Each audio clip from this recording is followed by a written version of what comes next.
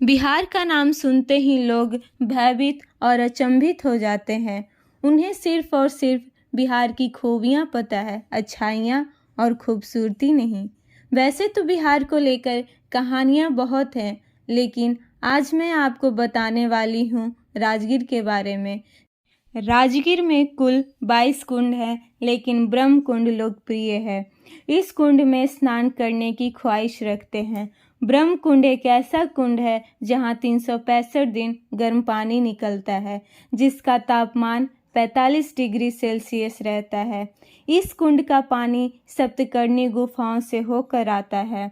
महाभारत काल में राजगीर के इस इलाके को ताप्ता कहा जाता था।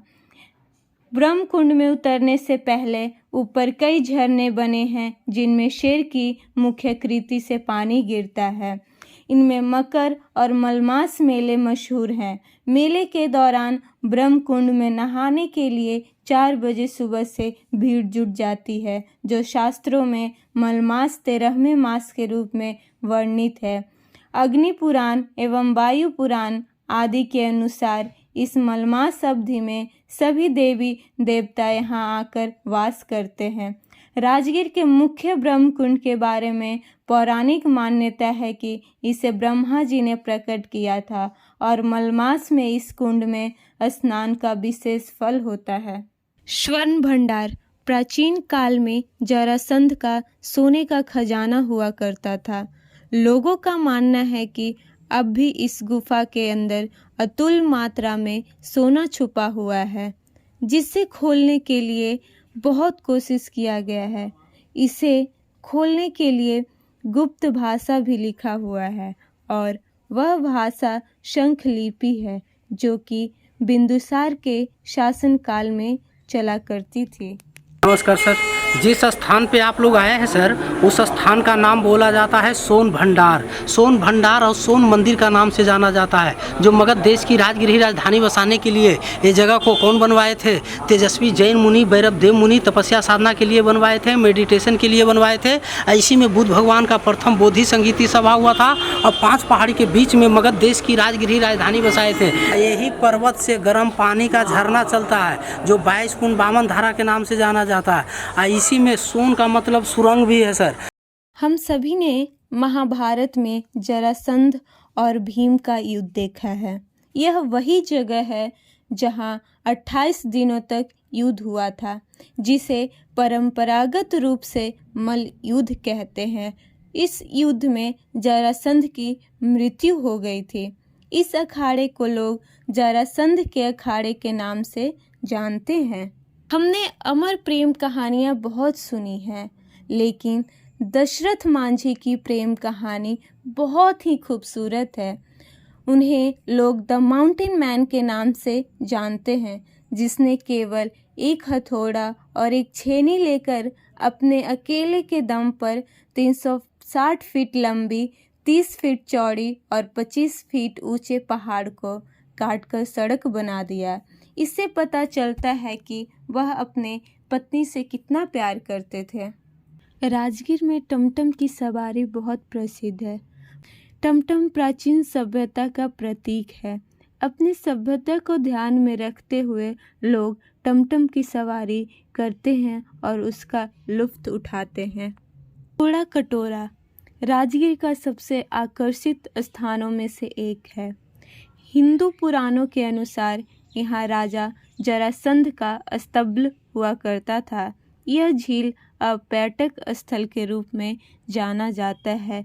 झील के बीचों बीच में बौद्ध धर्म की मूर्ति भी बनी हुई है। मनियार मठ राजगीर का एक और खुदाई स्थल है। यह एक अष्टकोणीय मंदिर है, जिसकी दीवारें गोलाकार है। मनियार मठ राजगीर का आदि धर्म तीर्थ स्थल है। यह राजगीर के ब्रह्म कुंड से शांति स्तूप जाने के मार्ग में पड़ता है। स्थानीय लोगों की माने तो इस मंदिर में राजगीर के राजा महाराज जरासंध पूजा किया करते थे।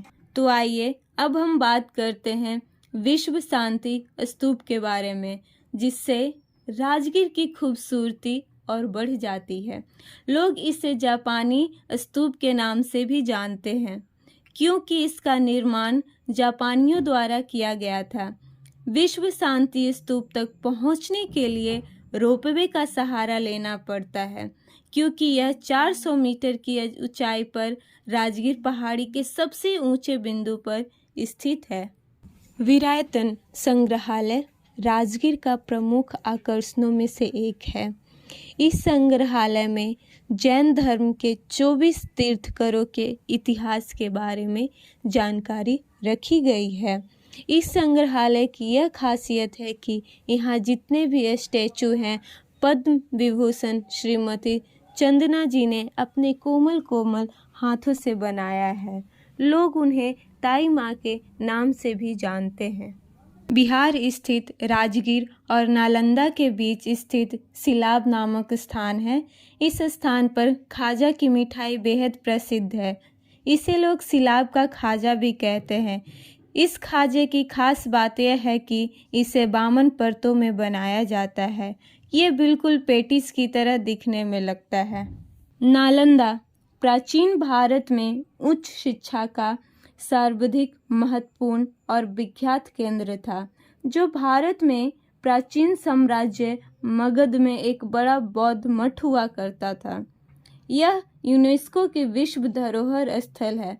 प्राचीन युग में महानतम विश्वविद्यालय के रूप में प्रतिष्ठित नालंदा महाविहार की स्थापना गुप्त सम्राट कुमारगुप्त प्रथम द्वारा की गई थी। नालंदा खंडहर को लोग नालंदा यूनिवर्सिटी के नाम से भी जानते हैं।